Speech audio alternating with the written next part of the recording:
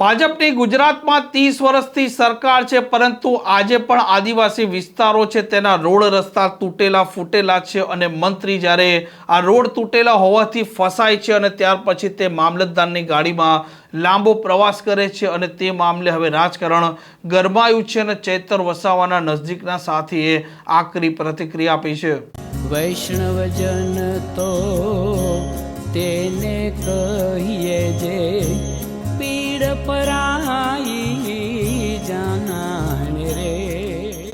નમસ્કાર, આપ જોઈ રહ્યા છો નવજીવન ન્યૂઝ અને હું છું આપણી સાથે તોફિક ગાંચી. ધારાસભ્ય ચૈતર વસાવા ગુજરાત વિધાનસભામાં સવાલો ઊભા કરી ચૂક્યા છે કે આદિજાતિ વિભાગ છે તેમને દર વર્ષે કરોડો રૂપિયાનું બજેટ છે તે સરકાર ફાળવે છે, પરંતુ મોટા ભાગનું બજેટ છે તે વણ વપરાયેલું રહે છે અને તે જ કારણસર આદિવાસી વિસ્તાર છે તેમાં રોડ રસ્તા, સ્કૂલો, હોસ્પિટલ કે અન્ય પ્રાથમિક સુવિધા છે તેનો અભાવ છે અને વર્તમાન સમયમાં આદિવાસી વિસ્તારમાં પહોંચ્યા હતા રાજ્યના શિક્ષણ મંત્રી રીવાબા જાડેજા. તે છોટા ઉદેપુર જિલ્લાના માનુકલા ગામમાં ગયા હતા અને તે જ દરમિયાન રસ્તામાં તેમનું વાહન ફસાય છે અને ત્યાર પછી મામલતદારની ગાડીમાં તે લાંબો પ્રવાસ કરે છે. આ મામલે હવે રાજકારણ ગરમાયું છે અને ચૈતર વસાવાના નજદીકના સાથી નિરંજન વસાવા મેદાનમાં આવ્યા છે અને આદિવાસી વિસ્તારોની જે સ્થિતિ છે તે મામલે તે ભારતીય જનતા પાર્ટી પર વરસ્યા છે. ગુજરાતના શિક્ષણ મંત્રી રીવાબા જાડેજા, જેઓ ટ્રાઇબલ વિસ્તારમાં આવેલ છોટાઉદેપુરનું કવાંટ તાલુકાનું માનુકલા ગામ, આ ખૂબ જ સરસ બાબત છે કે તમે અમારા વિસ્તારમાં આજે શિક્ષણ મંત્રી તરીકે આવ્યા.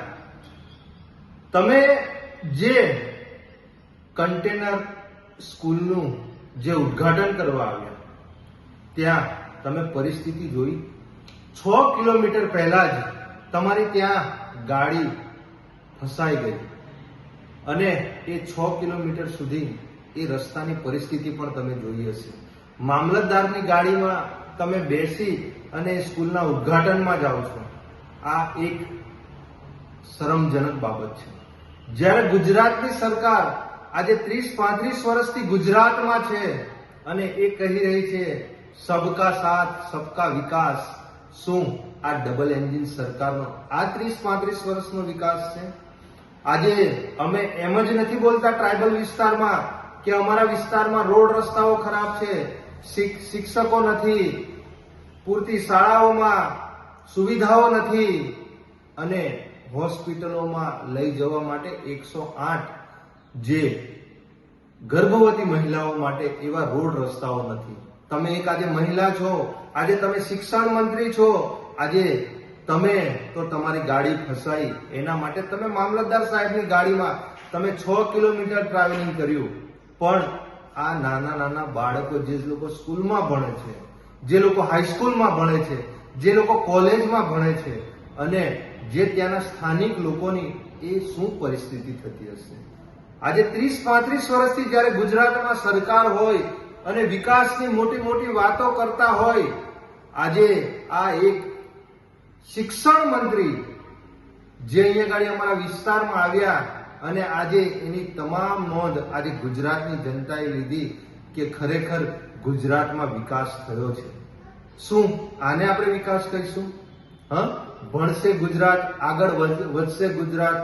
તો મારે તમને કહેવું છે કે તમે કન્ટેનરની સ્કૂલ બનાવો છો, શું પાકું બાંધકામ નથી કરી શકતા આપણે? આજે આટલા વર્ષોથી આપણી સરકાર હોય, ભારતીય જનતા પાર્ટીની સરકાર હોય, ડબલ એન્જિનની સરકાર હોય અને એ પેલી કહેવત છે ને કે દીવા તળે અંધારું. આપણે આ મોડલ ગુજરાતની વાત કરીએ છીએ. આ તમે પરિસ્થિતિ જો અમારા આ ટ્રાઇબલ વિસ્તારમાં આવી ઘણી સમસ્યાઓ છે. રોડ, રસ્તા, પાણી, આરોગ્ય, શિક્ષણ, બેરોજગારી. પણ આ ભારતીય જનતા પાર્ટીના જે ચૂંટાયેલા પ્રતિનિધિઓ છે, મિનિસ્ટરો છે, મંત્રીઓ છે, ડેપ્યુટી સીએમ, મુખ્યમંત્રી છે કે દેશના વડાપ્રધાન પણ ગુજરાતના છે, પણ આ ટ્રાઇબલ વિસ્તારની ચિંતા કરવાવાળા નથી. આજે અમારા વિસ્તારમાં સાંસદો છે, ધારાસભ્યો છે, પણ તેમને પણ આ અમારા આદિવાસી સમાજની આ સેજ પણ ચિંતા નથી અને આ વિકાસની મોટી મોટી વાતો કરી રહ્યા છે. એ ફક્ત કાગળ પર અને સોશિયલ મીડિયા અને ટીવી ન્યૂઝ ચેનલોમાં જ આવે છે.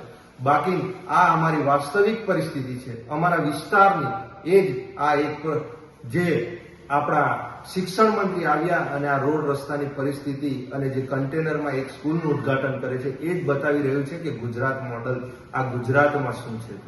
આમ ચૈતર વસાવાના નજદીકના સાથી છે તેમનું કહેવું છે કે આદિવાસી વિસ્તારોમાં પણ આજે પણ રોડ રસ્તાની વાત કરો, સ્કૂલોની વાત કરો, હોસ્પિટલની વાત કરો કે અન્ય સુવિધાની વાત કરો, તેનો અભાવ છે. કે લાંબા સમયથી ગુજરાતમાં ભાજપની સરકાર છે પરંતુ તે વિકાસની વાતો કરે છે પરંતુ આદિવાસી વિસ્તારોમાં વિકાસ ક્યાં છે તેવા તેમણે સવાલો ઊભા કર્યા છે. આ પ્રકારના સમાચાર માટે નવજીવન ન્યૂઝ ચેનલ સાથે જોડાયેલા રહો. નમસ્કાર.